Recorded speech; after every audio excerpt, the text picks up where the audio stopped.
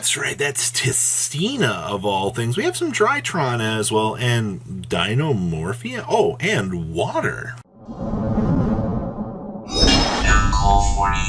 sure you guys smash the living crap out of that subscribe button so you guys don't miss out on more Oz content. Is that Tistina of all things? Yes, it is. Sporting off of Mind Control, Change of Heart, and Mind Control. So, Brain Control, you have the whole trifecta of moving your opponent's stuff on over to your field. Oh! And we also have these now as well. What I actually think is really cute about this list is, having cards that you can basically control your opponent with. Also, just cut this Brain Control post new list so you can put in some more Mind Controls. I think that this is really cute. Also, this deck is using the explosive power of Ken and Gen here without thrust. That's also kind of interesting to me as well. You're just kind of taking advantage of talents here to punish and squeak away cards from your opponent. And then, you're aiming for ways to get to the Armor Torpedo to do the rank up plays and so forth. Or to, hand your opponent, or a nice little Acid Golem here. Hi, Geonator Transverser.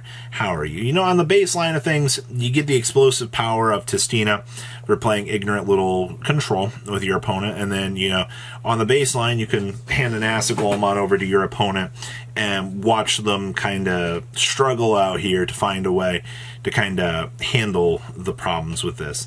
I like this. This is an interesting idea behind, concepts and things to really try out. Tistina is one of those decks that a lot of people genuinely look at, toss to the side, go, hey, I don't really like this right now. It doesn't really feel like it's a good deck. And I understandably, I feel that.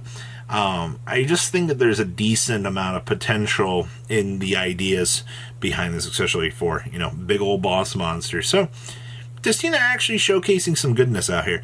Next up here, we have Drytron. Ah, yes. Our favorite shifting things around. Now, this list, obviously, you cut out these good cards, and you are good to go out here. The biggest things to consider when you're looking at things like this deck, especially as you're kind of shifting on into new format here, a Morph Actor Friend here is going to be a huge part of this, especially when you're getting into the cheese of the Thunder of Ruler good stuff out here, where you're able to tell your opponent no. And how this all works is, this skips the main phase. If you activate the Thunder of Ruler and skip the opponent's next battle phase, well, guess what? You're going to be in a position that you're just going to be allowed to blow your opponent out, because once you skip the battle phase, there's no main phase 2 because of the rule dynamics of the game. So you just effectively turn skip your opponent. And that's actually pretty cool out here. I also see we have the Magician of Black Chaos Max. We've all seen being able to bring this thing out and deny your opponent the chance to play the game can be really strong. We also have the Odd Eyes Gravity Dragon in here as well. That's another one of those cute little cards that you're going to get the chance to kind of showcase and go, hey, we can do something about free little bounceability. Okay, outside of that, maybe adjust the droplets. I do like the 1 thrust, the 2 talents. Like, this is kind of cool on the innovation front of things. And then, of course, maybe shifting around some Kurikaras kind of help the deck out just a wee little bit. Like, you've got room out here to make decision trees to kind of help you best with a build like this. So I'll take it. Next up here, we have Dinomorphia. That's 32 trap cards, by the way. All right, like, you want to ensure your best maximum value for this deck, all right? And let's call it what it is.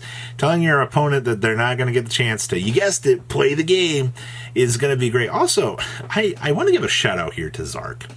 I love the fact that Zark, he split apart into the Crystal Wing and the Ark Rebellion here. They're not really dedicating any other slots to any of the other dragons, because you do want to see the Doomsday Star. And they are actually dedicating slots to Dolka and Logia, which is kind of cool, I suppose. Like, you can kind of see what you want to do with this. Like, this seems interestingly enough, and of course, yeah, this deck actually gets access to the shifter. To be honest, I don't think this deck really gives a crap. Like, if you shifter, you're just going to be setting cards anyway. Because, okay, so you turn 0 or your turn 1, you shifter. You go ahead and set up the frenzies. Okay.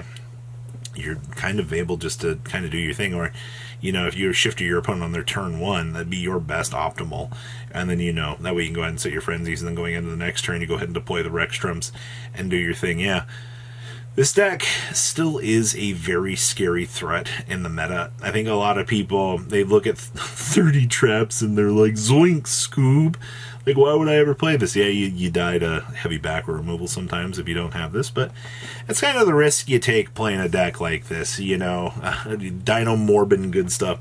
Also, I do think that the Soul of the Supreme King is such a cheesy card. But in a deck like this, it just helps the deck out so much that I would keep for sure. Next up is, we have some Umi control for you today. Now, you don't really, I guess I should preface this with, you don't really see a lot of this deck sticking around out here or really doing anything, or it's a little bit far in between for the ideas that the water control can actually do. But you gotta remember, Kyroshin is a walking, talking floodgate. Well, I don't know if it really walks, but it definitely can fling poop at you and tell you, nope, you're only getting one non-water on the field. So we have a good old floodgate here. Also, Mr. Terra King Salmon in here for our little normal monster interactions, because typically you're going to need one of these. Also, the fact that this deck got away with playing 44 cards is actually insane. And we're also playing the Foolish Burial Goods here for the Rainbow Bridge of Salvation. And we are playing a Crystal Beast Emerald Tortoise. Do keep in mind that this is a water monster, alright? Kyroshin will not be mean to you about this. Alright, it's just one more little thing. I also love the fact we're playing a Maiden of Aqua in here as well, so this gives you the mini chance to turn on the Kyroshin, so you can kind of do your thing. I mean, if not, like, you technically have 4 field spells in here. This build's not even playing terraforming. Like, think about that. We're relying on the Warrior of Atlantis for the classic discard, so you can kind of go ahead and do your setup here. But that's just it. Like, you rely on the Warrior of Atlantis. You're not playing anything else. You're relying on the Morganites for the reprogramming to allow you the chance to kind of go ahead and start getting in some additional advantage as well. So this is cool. I just feel like, once again, there's a little bit more room for some optimization. I see we're also playing the Infernal Queen Salmon and the Mithra Thunder Vessel. Okay.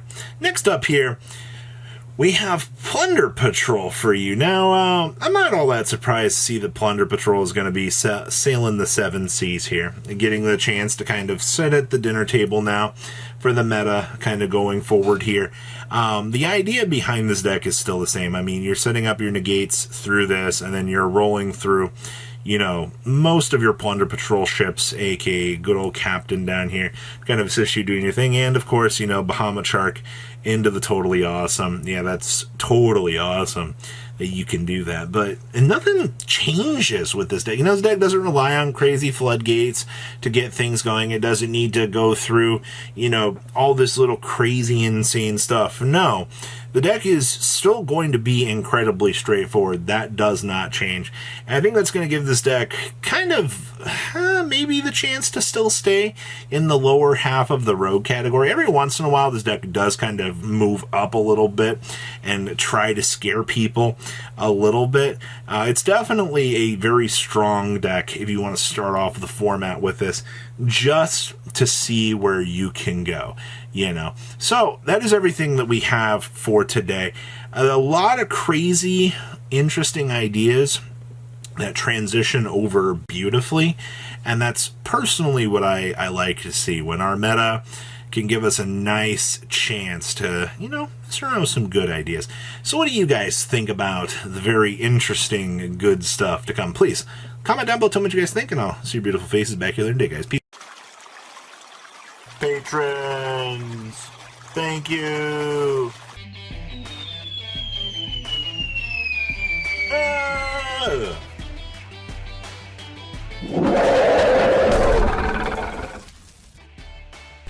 Thank you so much for watching. Check out these other videos.